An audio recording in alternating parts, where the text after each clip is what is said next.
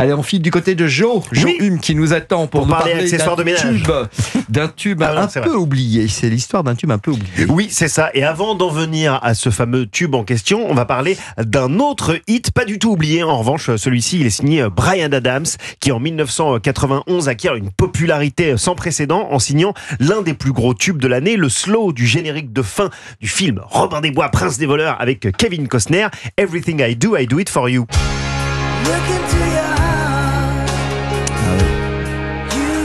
On a dansé des slows sur ce tube à l'époque. On n'a pas que dansé, on a roulé quelques pelles également. Gavin Clemente Ruiz en sait quelque chose. C'est comme ça qu'il a rencontré son épouse. Bryan Adams, donc avec Everything I Do, aux côtés du compositeur de musique de film américain Michael Kamen et d'un producteur Mutt Lange. Le morceau cartonne partout dans le monde, dont en France, premier du top 50 pendant plusieurs semaines tout de même. Le titre est nommé 2 fois aux Grammy Awards et va en recevoir 1.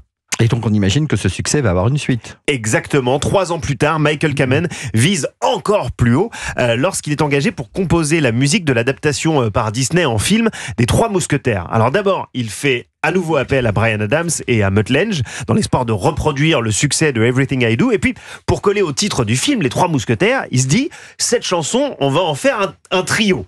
Rien que ça. Du coup, le premier coup de fil passé par Bryan Adams va convaincre un ami à lui qui s'appelle Sting. Roxanne, you don't have to put on the red. Donc là, tu te dis, je fais un film, le générique, il va y avoir Bryan Adams et Sting. C'est déjà pas mal. Après avoir proposé le 3e poste à Luciano Pavarotti ou encore au chanteur de rock Bon Jovi, de Salle de Ambiance, donc c'est finalement un vétéran, Rod Stewart, qui va accepter de compléter le trio. Et là, c'est le drame. C'est le drame, absolument. Pourquoi le drame ?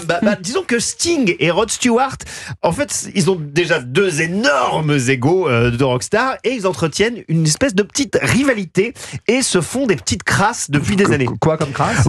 Rien de méchant, mais suffisamment pour créer une ambiance un petit peu tendue, c'est-à-dire qu'ils s'envoient des vacheries par interview interposée, ils courtisent les mêmes femmes, ce genre de choses. Ajoutez à ça le fait que les labels respectifs des artistes, ajoutés à Disney, Polydor et Sony, se tirent tous dessus à balles réelles pour les contrats et vous avez quand même un sacré bazar. La chanson quand même est enregistrée mais avec toutes les peines du monde. Rod Stewart annule toujours au dernier moment chacune de ses venues en studio, si bien que Bryan Adams le dit lui-même en interview, devra quasiment le séquestrer en studio pour qu'il finisse par chanter, mais ça vaut le coup parce que le résultat est à nouveau un slow d'exception.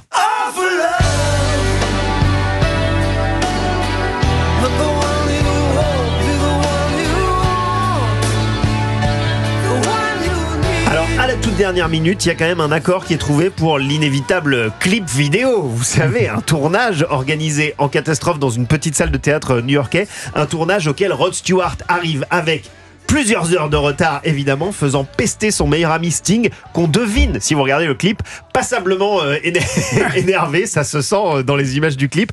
Au final, All for Love, la chanson se classe rapidement numéro 1 dans plusieurs pays. C'est un vrai succès. Depuis, légèrement oublié, et c'est dommage. Cela dit, la chanson vit encore, puisque Bryan Adams l'a jouée sur scène depuis plus de 800 fois. En revanche, Sting, seulement 2 fois. Et Rod Stewart, aucune. Étonnant, non ?